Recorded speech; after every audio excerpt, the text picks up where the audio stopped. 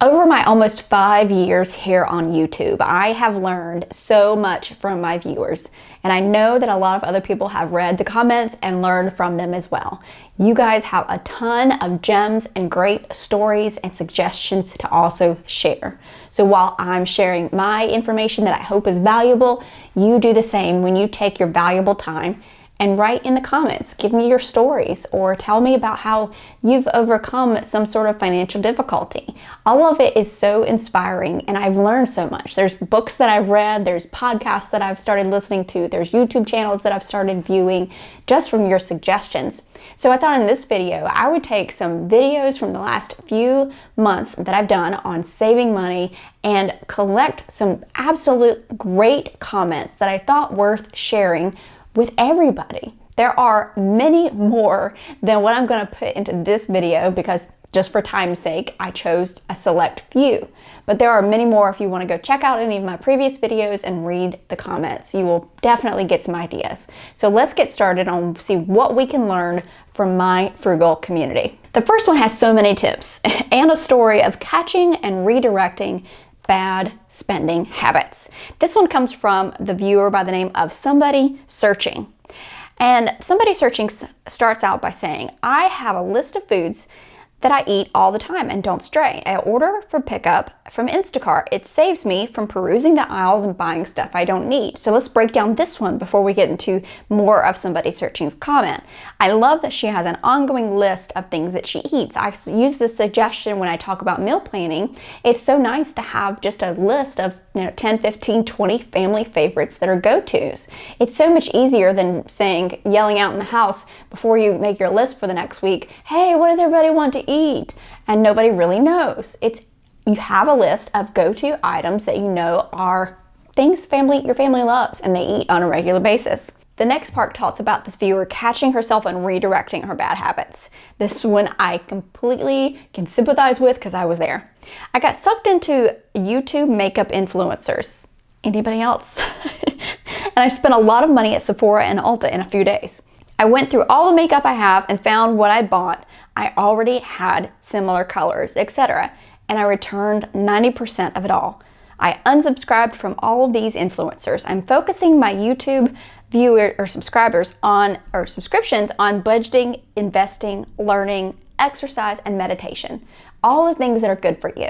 Social media can be a very toxic place to be, but if you can be careful of who you follow people who inspire you, who have the same goals as you.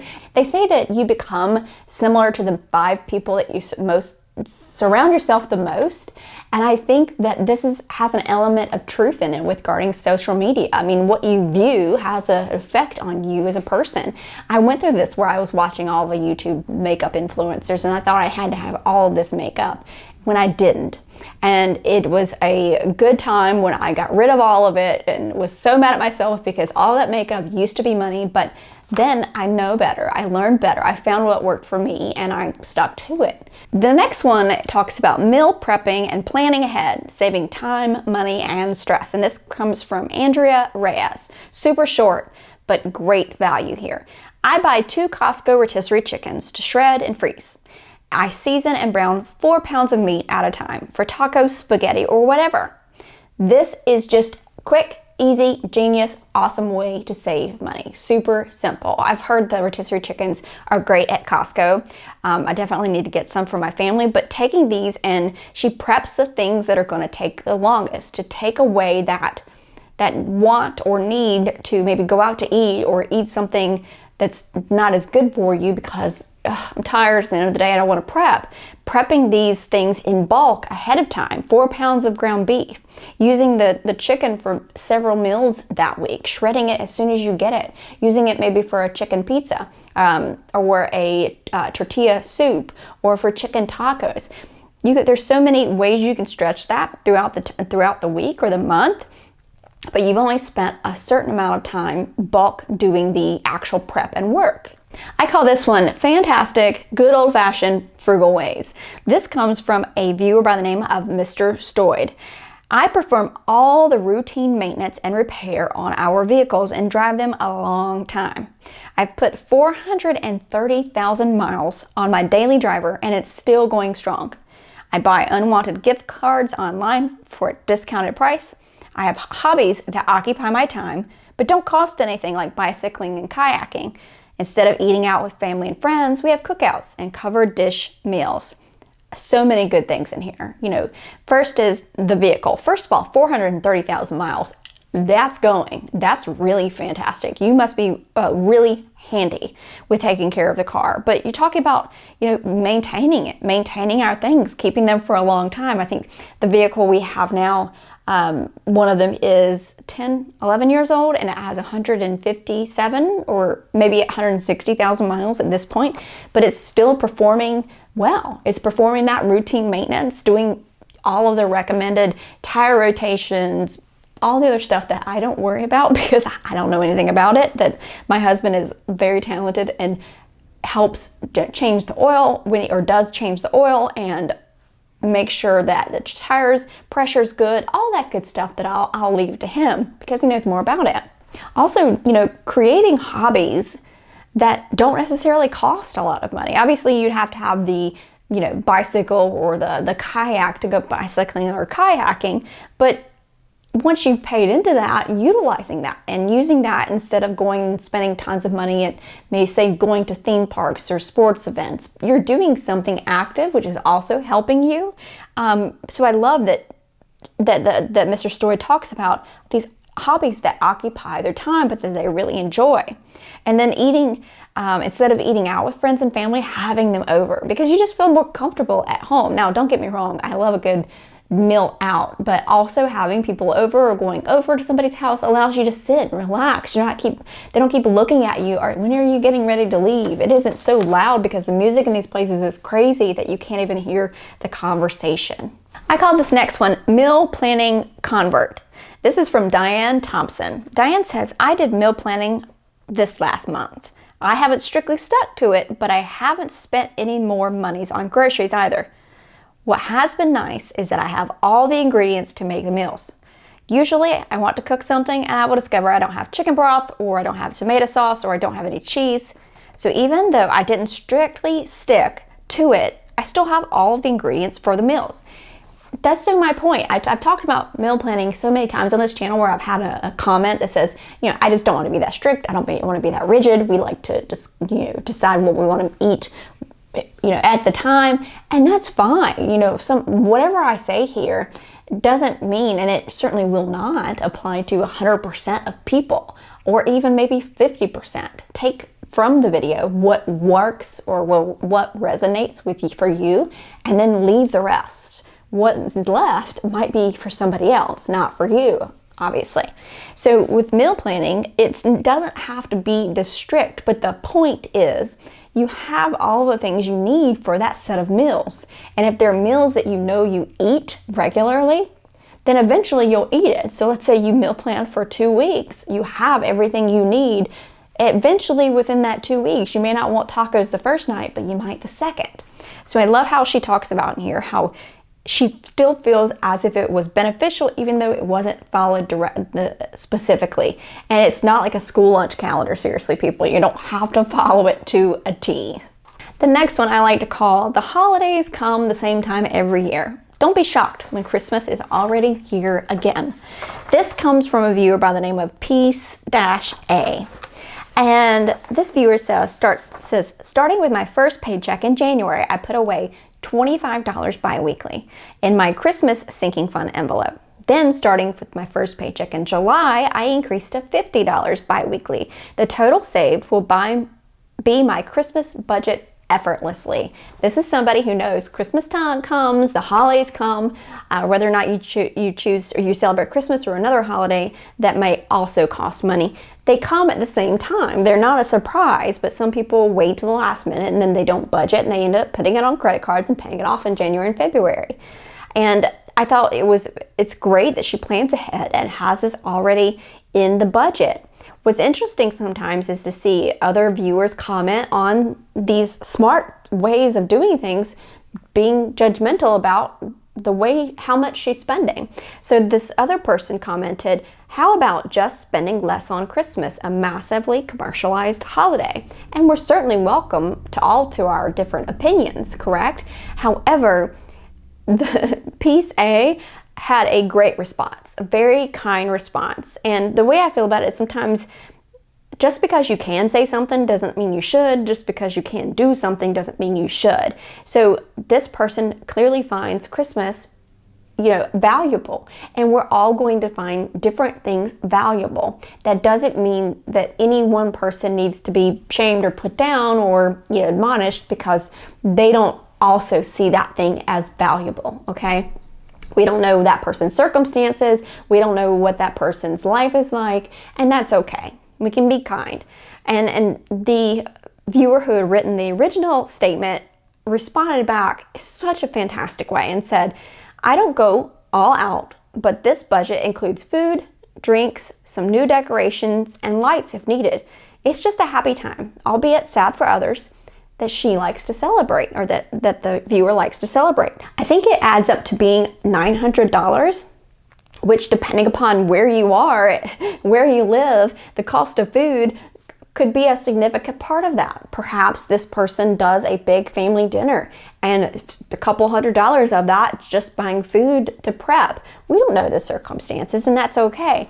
But let's look at the actual idea behind the comment. And the idea is saving up small amounts that are very small each month that won't feel all that impactful at the time, but over time make things easier when that thing comes around, so it can be used for, again, maintenance on your car. If you pay your insurance annually, you pay taxes annually, you've got to replace your roof in 5 years, go ahead and take the estimated cost of that, divide it by 5, and it won't be where you have to take out a home loan to get your roof replaced because you've taken small amounts each month or each year and added it up over time. This next one I want to talk about, there are so many great tips here, so many.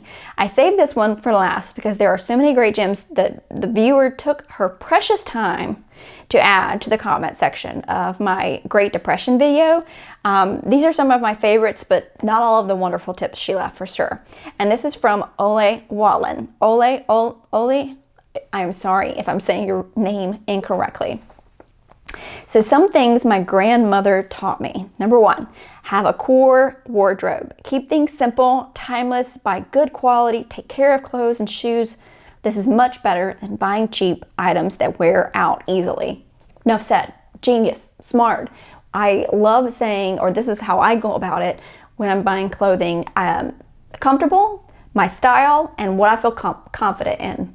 If it fits those, then we're good.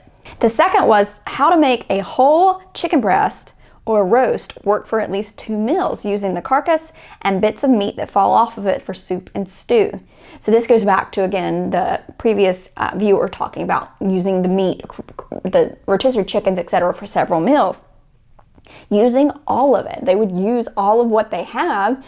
If they, for instance, made or fried bacon, and some people probably still do this, they fried bacon, they would take the bacon grease and use it for cooking in something else, maybe with baked beans or etc. later on, but not wasting any part of the meat they were making. The next one that she said that her grandmother taught her was keeping a garden, canning, freezing, dehydrating, excess harvest. So gardens, if you've had one, even a small one, can produce a lot. So much so that maybe you give some to your neighbor or family members. They know that you always have green beans or squash, too much for your family to eat.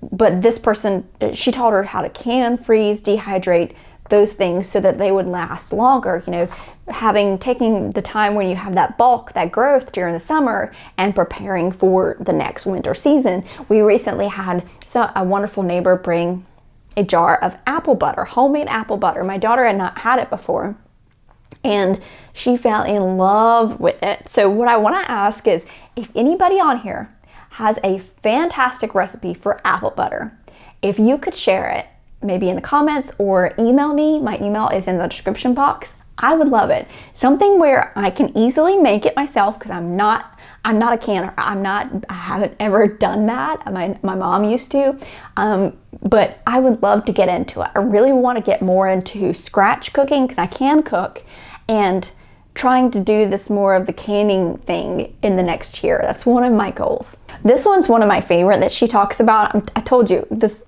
viewer puts so many good tips here. Giving homemade gifts, and obviously this viewer is extremely talented here. Last year I gave to each of my friends flour sack dish towels I had embroidered specifically for them. I love going to their houses and seeing that they use and love them. Another year I made ornaments to give away, and each year I make chocolate chip banana bread from the year's brown bananas that I have saved in the freezer for my neighbors, which they love. How genius and yummy. I love a good homemade gift. This next one I actually hadn't thought about the end part of it. Let me talk about this one. The viewer says, cheap family activities, a picnic, a day at the lake, beach, free city events, and yearly memberships to places you love visiting. So the yearly memberships can be a great savings. This was the newer thing that I hadn't thought about. We have always had one membership where we visit multiple times a year as a family. When the kids were small, it was the local zoo. Then when there were teens, it was the aquarium. And now that they are young adults, it is usually art museums. And I love this. Obviously, you have to have something nearby that love going to, where some people go to amusement parks and they get season passes. And other people may go, those season passes were so expensive. Well, they're getting their money out of them. They love it and they go multiple times. It really actually is a smart idea if it will benefit you. If the kids or the family don't get tired of the zoo or the aquarium, which as a child, I know I wouldn't.